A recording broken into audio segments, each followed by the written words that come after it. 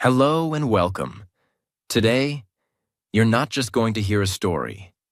You're going to feel it, live it, learn from it. This is the real untold story of a woman who started with absolutely nothing and built one of the most powerful brands in the world. From a small bed in an orphanage to dressing queens, movie stars, and presidents' wives. From sewing in silence to changing fashion forever. Her name is Coco Chanel, but she wasn't born Coco. She created herself. She designed her life like a masterpiece, and she taught the world this one truth. Elegance is not about wealth. It's about strength. And in this series, you will learn how to turn your pain into power, how to build your identity from scratch, how to become unforgettable, just like a brand, how to speak and understand English better through powerful storytelling. So grab your notebook, turn off all distractions. This is not just a story. It's a life-changing experience, and your English will get better with every word. Now let's begin. Part 1. The Girl in the Orphanage. Before the perfume, the handbags, the luxury, the logo, before the world said Chanel means elegance, there was a little girl named Gabrielle Bonheur Chanel. She was born on August 19, 1883 in Saumur, France. A small town, quiet, dusty roads, gray skies, no sign of fashion, no sign of fame. Her father's name was Albert Chanel, a street vendor. He sold clothes and random goods. Her mother's name was Jeanne Devol, tired, sick, overworked, always coughing. They had 5 children. Gabrielle was the second. They were poor, very poor. Not the we can't buy toys kind of poor, the we don't know if we'll eat tomorrow kind. When Gabrielle was just 12 years old, something happened that changed her life forever. Her mother died. She had been sick for years, tuberculosis, no hospitals, no medicine, just pain. And one day she stopped breathing. Gabrielle stood in the corner of the room, silent. Her younger siblings were crying. But she just stood there. She was numb, cold, broken. After the funeral, her father, Albert Chanel, packed a small bag. He kissed the children, once. And then he walked away. He didn't come back, not in a week, not in a year, not ever. He abandoned them. And just like that, Gabrielle Chanel became an orphan. She was sent to an orphanage run by Catholic nuns in Aubazine, deep in the countryside of France. The building was gray, cold. The nuns were strict, silent, always praying, no laughing, no dancing, no joy. But in this prison of silence, something strange happened. Gabrielle learned discipline, she learned simplicity, and most importantly, she learned to sew. With a small needle and some black cloth, she stitched her first lines of fabric. She didn't know it then, but those stitches would change the world. At the orphanage, everything was black and white. The clothes, the beds, the curtains, the uniforms. To the world, black meant grief. To Gabrielle, it became a color of strength. She once said, "I imposed black. It's still going strong today because black wipes out everything else around." The beginning of Coco. At 18, she left the orphanage and moved to a small town called Moulins. There, she started working as a seamstress by day. And at night, she sang in cabarets, local bars where men drank and women entertained.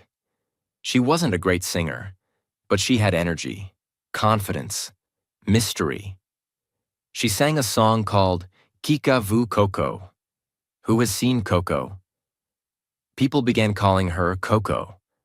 Some say it was short for coquette, a flirt. Others say it was the song. She never corrected them, because she liked it. She was no longer Gabrielle, the orphan. She was Coco, the woman she invented. While singing, Coco met a rich young man named Etienne Balsan, a former cavalry officer. He was handsome, charming, full of money. He took Coco into his luxurious world: horses, rich women in heavy dresses, champagne and silk, gold mirrors and fur. She saw it all. But she didn't admire the women.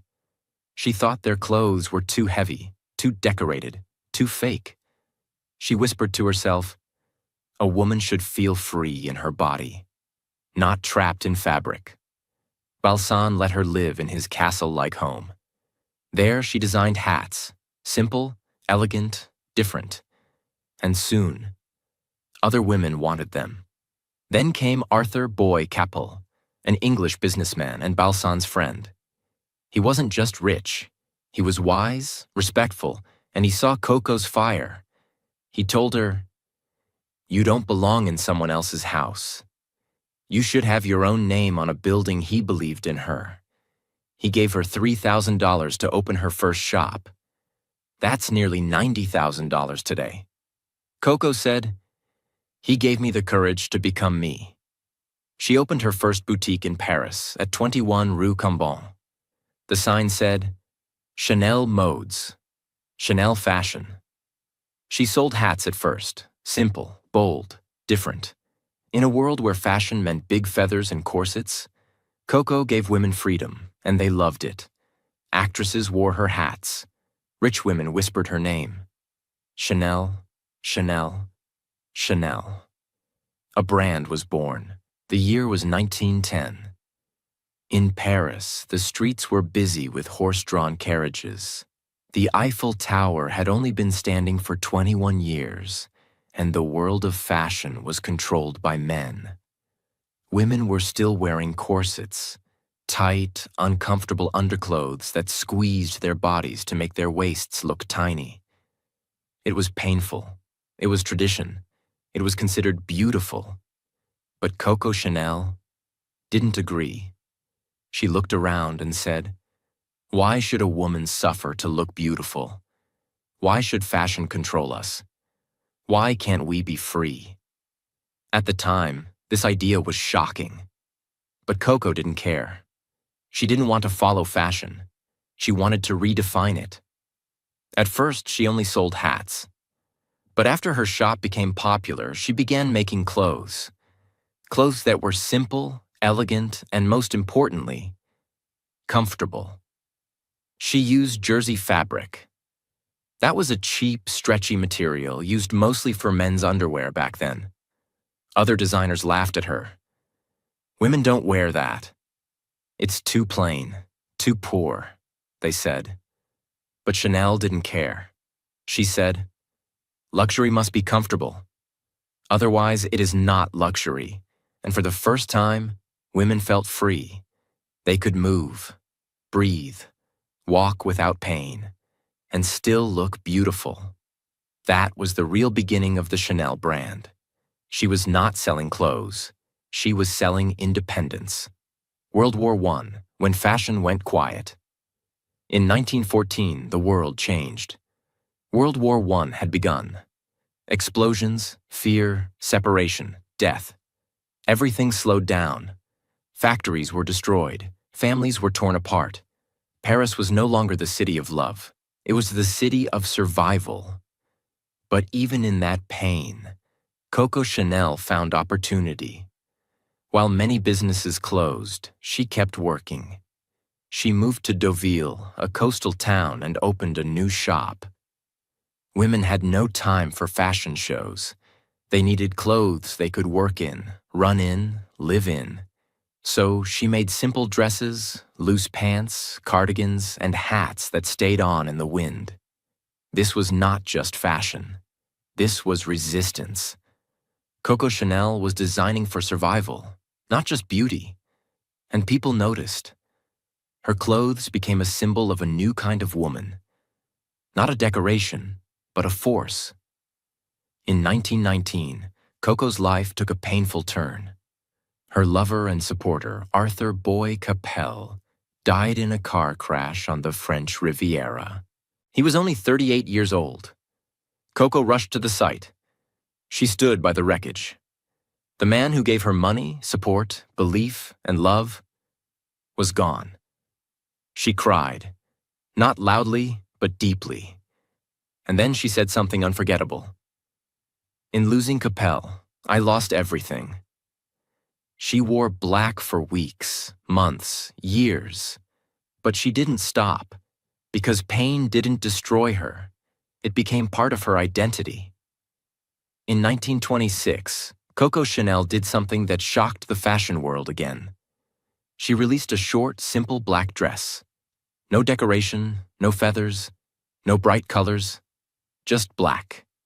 Elegant, clean, confident. It was the exact opposite of everything popular at the time. Before that, black was only worn at funerals.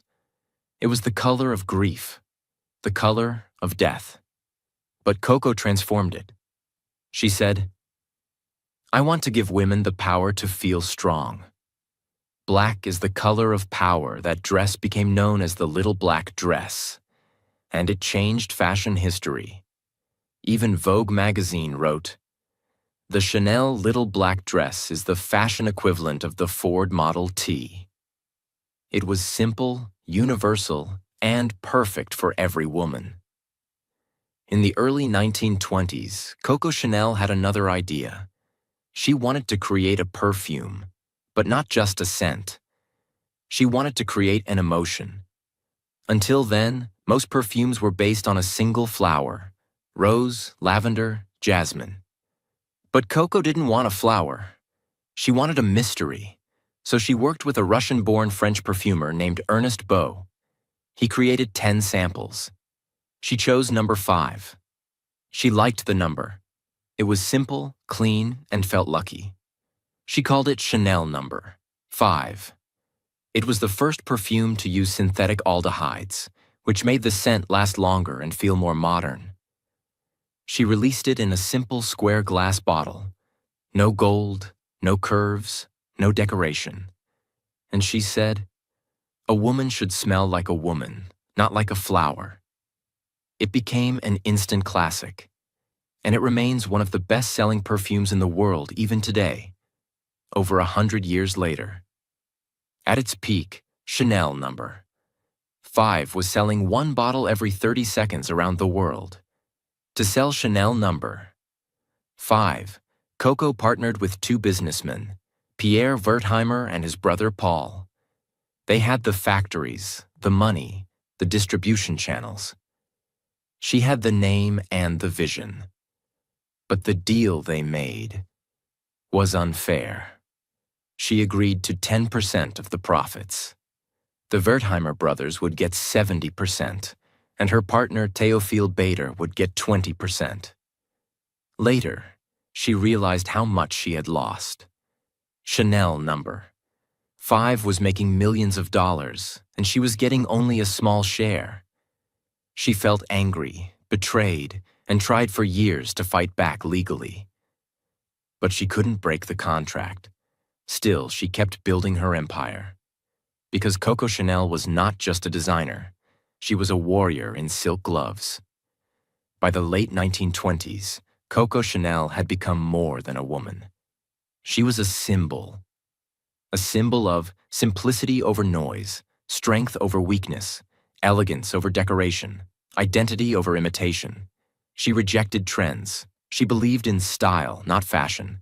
She said, fashion fades. Only style remains the same. She believed women should walk with confidence, speak with calm power, wear what makes them feel free, not what makes them feel controlled. Her ideas were not just about fabric. They were about freedom. Part 2. The Fall of a Legend. At the end of the 1920s, Coco Chanel was not just a fashion designer anymore. She was an empire. Her perfume Chanel number 5 was selling across the world. Her clothes were worn by royalty, actresses, and the richest women in Europe.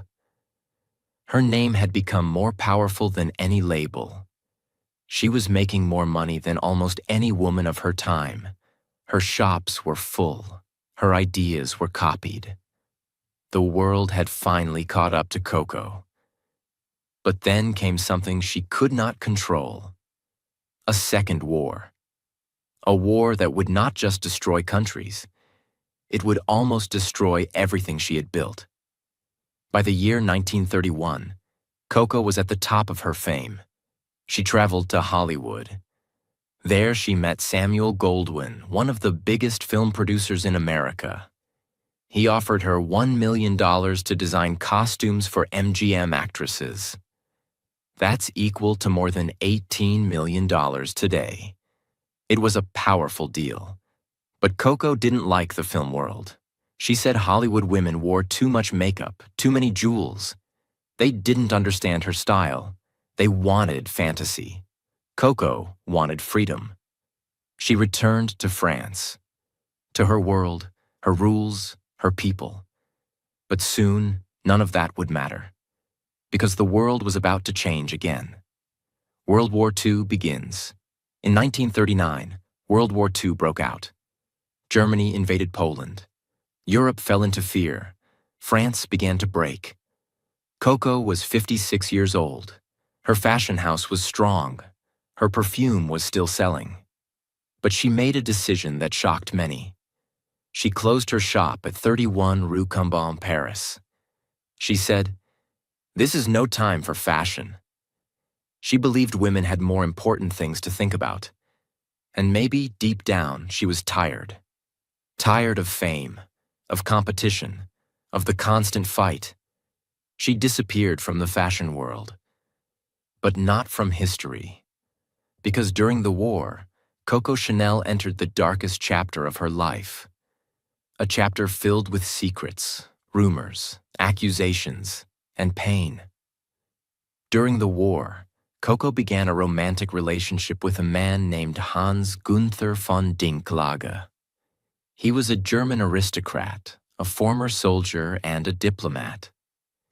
But many people believed he was more than that. They believed he was a Nazi intelligence officer. This connection brought Coco Chanel under suspicion. Some said she became his lover for safety. Others said it was for power. Some said it was love. No one knows the full truth. But this relationship would cause her reputation to collapse after the war. Let's go back to the perfume Chanel number 5. It was still owned and distributed by the Wertheimer family. They were Jewish businessmen from France. During the war, the Nazis forced Jewish families to give up their businesses. Coco saw an opportunity. She tried to take back full control of her perfume by writing to the German authorities saying, "The owners of my perfume are Jews. Under the laws of occupation, I should now own it fully." This was a dangerous and morally questionable move. Later, some would say she did it out of revenge because she never liked the deal. Others would say it was an act of greed. Some believed she just wanted to survive. But the truth is, it happened. And the moment people found out, her name became a shadow of what it once was. But the Wertheimer family was smart. Before leaving France, they had legally protected their business by giving it temporarily to a non-Jewish Frenchman. So Coco's plan failed. They returned after the war and kept control of the business. In 1944, France was liberated. The Nazis were defeated. The French began looking for people who had helped the enemy. Coco Chanel was arrested. She was taken in for questioning about her relationship with Hans von Dinklage and her wartime activities. But she was released after a few hours. Why? Many believe she had help from her powerful British friends, including Winston Churchill, the Prime Minister of the United Kingdom. Churchill had met Coco years earlier through mutual friends. Some say he used his influence to protect her. Whatever the reason, Coco was freed. But she was no longer welcome in France. People whispered. They called her a traitor. Some refused to speak her name. So Coco did something she had never done before. She ran away. After the war, Coco left Paris and moved to Switzerland. She lived in a hotel. Quiet, private. Her days were spent walking by lakes, smoking in silence, reading newspapers, watching fashion from a distance. The world moved on. New designers had arrived. Dior, Balenciaga, Givenchy. They created designs full of glamour, wide skirts, tiny waists, long gloves. Women loved them. But Coco? She hated what she saw. She said, "Dior doesn't dress women. He upholsters them." She believed fashion had returned to slavery. Corsets, weight, discomfort. But still, she said nothing. For 15 years, Coco Chanel remained silent. She was 71 years old. Too old for fashion, people thought. Too broken by war. Too hated by the past. Too forgotten by the present. But Coco was not done. She was never done. Because legends do not end quietly. They return when no one expects them to. In the late 1950s, Coco Chanel made a decision that would shock the entire world. She would return. After 15 years of silence, after being canceled, hated, exiled, after being told she was too old, too late, too forgotten, she would reopen her fashion house in Paris. People laughed. Designers rolled their eyes. Fashion magazines ignored her. But Coco was not coming back for applause. She was coming back for revenge. She said, "I don't care what you think of me." I never cared. In 1954, Coco Chanel walked into her old building, 31 Rue Cambon, and began again. She created a new collection. Simple suits, soft jackets, comfortable skirts, gold buttons, pearls, style, freedom, movement, just like before. She didn't try to follow the new world. She simply became herself again. And slowly, the world remembered who she was. The year was 1954. She returned to 31 Rue Cambon, the same Paris building where it all began. She walked up the grand staircase with mirrors on all sides. In those mirrors, she didn't see an old woman. She saw fire, confidence, purpose. She reopened her fashion house. She brought back her tailors, her sketchbooks, her fabrics. And she began to work day and night, just like before. But now it was different. This time, she wasn't trying to build a name. She was trying to protect a legacy. In February 1954, Coco Chanel released her comeback collection. It included her signature style: soft collarless jackets, slim skirts that let women walk freely, tweed fabric trimmed in clean lines, long necklaces of pearls, two-tone shoes, and a calm, elegant color palette: beige, navy, white, black. She stood behind the curtain as models walked out wearing her designs. She didn't smile. She didn't tremble. She just waited. But when the show ended, there was no applause. The French press criticized her harshly. One called her a ghost from the past. Another wrote, "Madame Chanel is no longer relevant." Her heart broke. She didn't say a word, but she didn't stop. Because something happened she didn't expect. While the French fashion critics rejected her, the American fashion world fell in love. Magazines like Life, Harper's Bazaar, and Vogue US praised her new collection. They called it modern, fresh, liberating, and perfect for the new working woman. Buyers from New York, Los Angeles, Chicago, and London placed massive orders. American actresses began wearing Chanel suits in films and public events. The same clothes that Paris had called boring were now called timeless. And Coco Chanel realized something important. The world still needed her, just not in the way it used to. She said, "I don't care what they think in Paris. I care what women feel when they wear my clothes." In the next few years, Coco focused on perfecting one thing: the Chanel suit. It was a jacket and skirt set made from soft tweed or wool. But it wasn't just about fabric.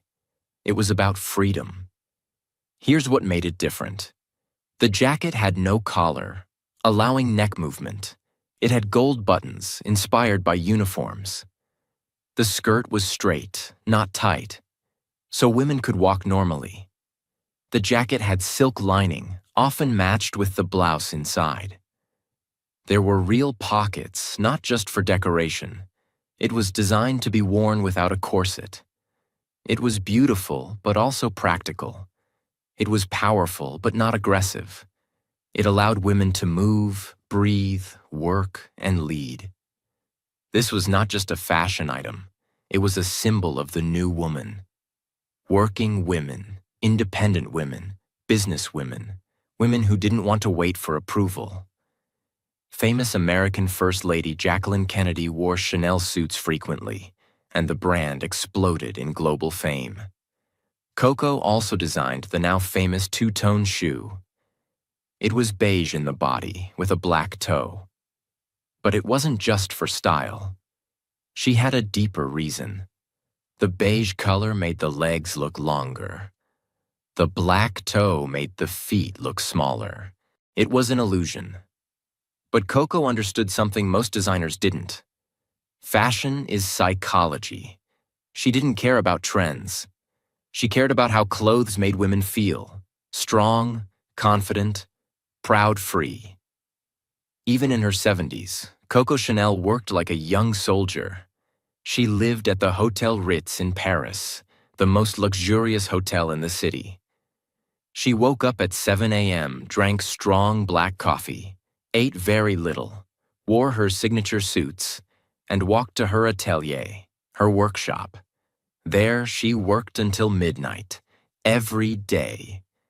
She was tough with her staff, demanding, perfectionist. She would tear apart a jacket if it didn't fall the way she wanted. She would restitch a button if the sound it made when it touched the table felt wrong. She didn't care how old she was. She didn't care about opinions. She had work to do. She said, "I am not young, but I'm not dead, and until I die, I will work." Coco never had children. She never married.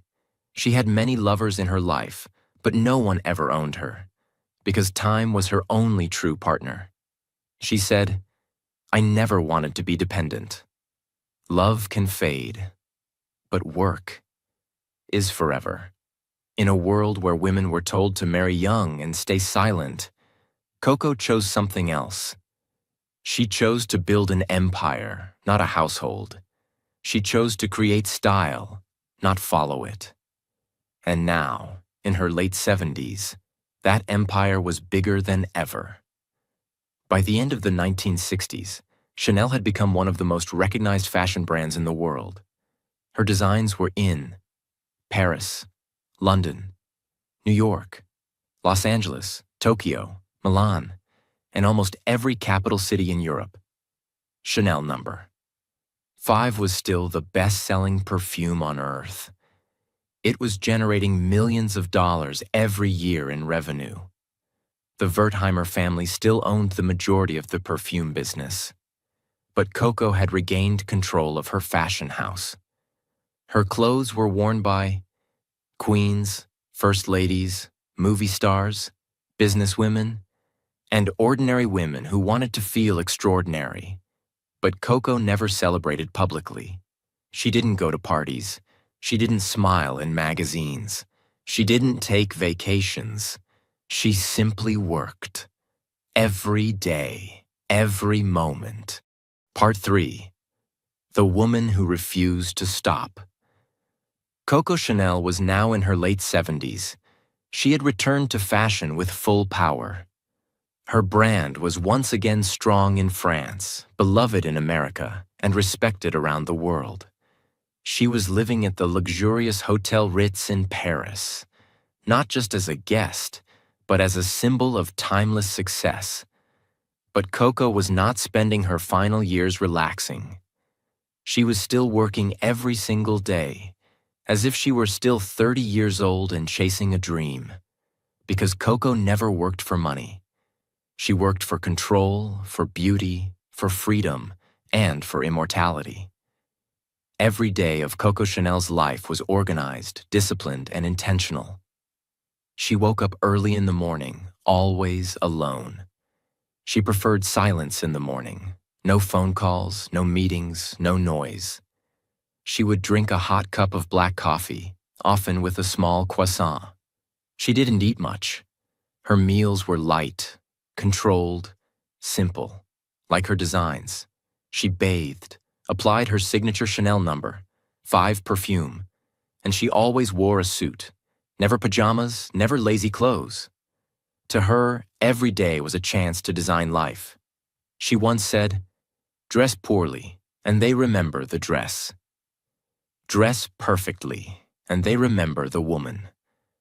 After preparing herself, she would leave the Ritz and walk a short distance to her atelier, her private workspace above the Chanel boutique at 31 Rue Cambon. There she began her real work. Coco designed her workplace like a temple. There was a grand staircase lined with mirrors. She had placed them in a way that she could sit upstairs and secretly observe the models and clients walking in the store downstairs, without being seen herself. She did this so she could understand how people moved, reacted, and felt. Fashion for Coco was never about clothes. It was about energy, confidence, and movement. She watched in silence. And when something didn't feel right, she changed it. She changed the buttons. She changed the shape of the collar. She adjusted the way the skirt moved when a woman walked fast. She demanded that every outfit must serve the woman, not the other way around. She was nearly 80 years old, but she worked harder than anyone around her. Coco Chanel was known to be tough, demanding, and often ruthless in her pursuit of perfection. She could fire someone over a single mistake. She could cancel an entire collection the day before a show if it didn't meet her vision. Her tailors, dressmakers, and assistants respected her deeply, but they also feared her presence. She didn't smile often. She didn't allow laziness. She didn't tolerate excuses. But she was never unfair. She knew every worker by name. She personally checked every piece of fabric. She believed that every thread carried emotion, and if that emotion wasn't right, the dress would fail. And most importantly, she still worked with her own hands. She didn't just sit on a throne and give orders. She stood next to her staff and sewed when needed.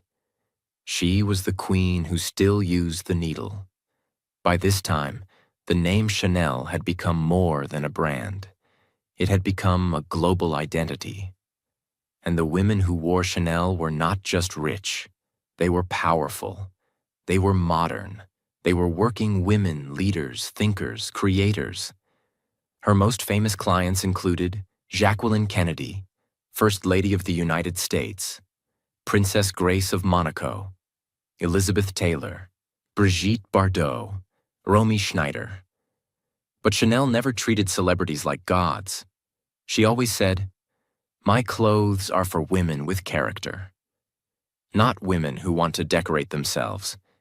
She believed that a woman should be the main story, not her dress. Even in her older age, Coco Chanel had a sharp business mind. She understood that a brand is not about product, it's about feeling. She controlled every detail of her label, from the packaging, store layout, advertising, models, logos, colors, even the lighting in the shops. She made sure every Chanel store looked and smelled the same. She wanted it to feel like walking into a dream. One of her smartest business moves was continuing to let the Wertheimer family manage Chanel No. 5 while she controlled the fashion side. She had tried to take back full ownership earlier in her life and failed. But now she had a peaceful agreement. The Wertheimers handled the distribution, marketing, and production. She handled the design, direction, and identity. It was a silent partnership, but one that made both sides millions of dollars. Chanel No. 5 continued to sell across the world, generating tens of millions of dollars every year. And that perfume alone became one of the most successful consumer products in history. In her final years, journalists tried to ask Coco about love, marriage, and regret, but she never gave them what they wanted. She had loved many men in her life. Some rich, some poor, some French, some British, some married, some not. But none of them stayed, and Coco never chased anyone. She said, "As long as you know men are like children, you know everything." About marriage, she said, "I never wanted to be a wife. I wanted to be the boss." About beauty, she said, "Nature gives you the face you have at 20. Life shapes the face you have at 30. But at 50, you get the face you deserve." These were not just quotes. These were her laws. She believed that beauty was not makeup. It was discipline, style, simplicity, and confidence. She once told a model, "If your shoes are comfortable, your smile will be real." And that's fashion. Even in her final months, Coco Chanel never stopped working. She was in her late 80s, but still creating sketches, adjusting patterns, and preparing collections. She would walk into her atelier with her cane in one hand and a cigarette in the other. She would tell her workers, "Keep working. We're not dead yet." She hated laziness more than illness. She hated dishonesty more than pain. And she hated giving up more than death. Every day she wore her signature pearls, sprayed Chanel No.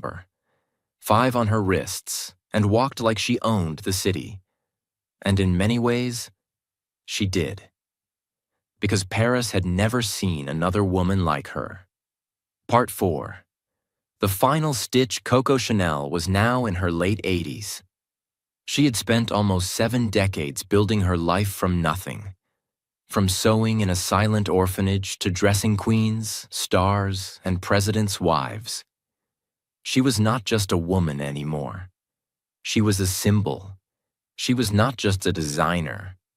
She was a movement, and not just a name. She was a timeless idea. Her days were quieter now, but she still refused to stop working. Every morning she would wake up in her private suite at the Ritz Paris, room number 302, alone but never lonely. She would sit by the window with her coffee, wearing her usual clean, structured jacket and strands of pearls, looking down at the busy Paris street. Even in her final year, she was still going to her atelier, still correcting fabrics, still directing fittings, still designing, still ruling. But the end was near, and Coco could feel it. It was January 9th, 1971, a Saturday. Paris was cold. The streets were wet with melted snow. The sky was gray. Inside the Chanel atelier, the tailors and dressmakers were working quietly. Coco entered the room around 9 a.m.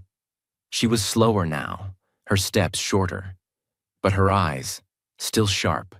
She walked around, looked at the newest sketches, touched the tweed of a jacket, and gave instructions to her assistant. "Make the collar higher. The woman's neck must look longer. The sleeve must fall softer." Even at 87, she had the energy of someone fighting for her first collection. She stayed until 5 p.m., longer than anyone expected.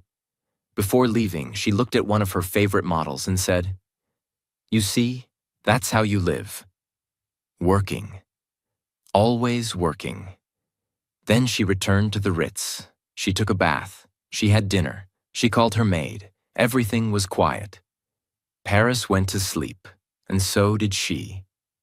On Sunday, January 10th, 1971, at around 9 a.m., the hotel maid entered her room with breakfast. Coco Chanel was lying on her bed, one hand under her cheek, one arm resting on her side. Her eyes closed. Peaceful. She had died in her sleep. The doctor said it was natural causes. No pain, no struggle, just rest. Her final words, spoken the night before, were, "You see, this is how you die." The news spread quickly across France, then across Europe, then the world. The newspapers printed her face. Photographers stood outside the Ritz. The fashion world went silent. Because something more than a person had passed. A chapter of human history had closed. Coco Chanel's funeral was held on January 13th, 1971 at the Church of the Madeleine in Paris. Hundreds of people came, models, designers, writers, business leaders, friends, enemies. Many women wore Chanel suits, many sprayed Chanel number, 5 on their wrists before walking in. The front row was filled with flowers, mostly white camellias, her favorite. She had once said, "A woman should be like a flower." Beautiful, yes, but also able to grow anywhere. They placed her body in a white casket, wearing one of her signature suits, her pearls around her neck, and a final mist of Chanel number, 5 on her collarbone. It was not just a goodbye, it was a farewell to an era. After Coco Chanel passed away, people thought the brand might collapse, but it didn't, because Chanel was never just Coco. She had built a system, a structure, a soul. Her atelier continued to work under her last instructions. In the years that followed, the Wertheimer family, the original owners of Chanel number 5, bought the fashion side of Chanel too. They became the full owners of Chanel SA and decided to keep the brand alive, not just as a memory, but as a living, evolving symbol. They invested in the brand, protected her legacy, and in 1983, they made the most important decision. They hired a new creative director to lead the brand. His name was Karl Lagerfeld. Karl Lagerfeld understood Coco's vision deeply, but he also knew something important. He knew that to keep a legend alive, you don't copy it. You evolve it. Under his leadership, the Chanel brand reached younger generations, created fashion shows across the world, built luxury stores in Tokyo, Dubai, New York, and Beijing, introduced modern designs while protecting the core values of Coco's simplicity, structure, and elegance. And today, Chanel is one of the most successful and profitable fashion brands in the world. It generates billions of dollars in revenue every year. Chanel number 5 is still one of the best-selling perfumes on the planet. The double C logo is known in every corner of the world. The Chanel suit is still worn by celebrities, politicians, and leaders.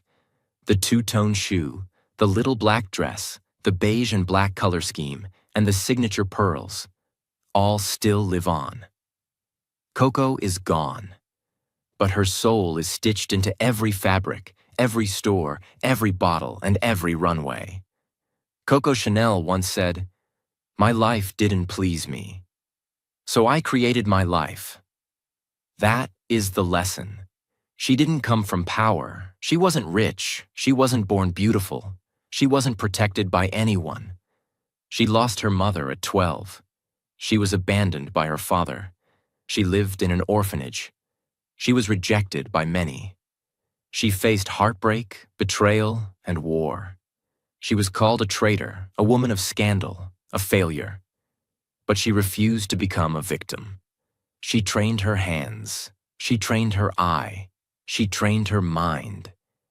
and she built an empire out of needles, fabric, and silence. She taught women that style is not decoration. It is dignity. She proved to the world that a woman could rise without marriage, build without help, and remain elegant without ever being owned. As promised, through this long, emotional journey, you didn't just learn Coco's story. You learned how to read, feel, and understand English in a new way. You learned how to follow a long, real biography. You saw how powerful storytelling improves your vocabulary, your sentence rhythm, and your understanding. And most importantly, you saw that language becomes more powerful when it connects to emotion. And that was the story of Coco Chanel. Not just a fashion designer, not just a perfume bottle, not just a name stitched into luxury, but a girl who had every reason to fail and still built a name the world would never forget. She didn't just design clothes. She designed identity. She taught us that silence can be powerful, that pain can become your brand, and that no matter where you begin, you have the right to create a life worth remembering. So if you're lost, if you're tired, if the world doubts you, remember this: you don't have to be born lucky. You just have to be brave enough to begin. Now it's your turn to build your name, your story, your empire. And if this story moved you, taught you, or gave you even a small spark, subscribe now, because on this channel, we don't just tell stories, we create legends, and we teach English through the fire of real life. So subscribe and join a journey that changes everything. Your life is waiting, and it begins with the next story.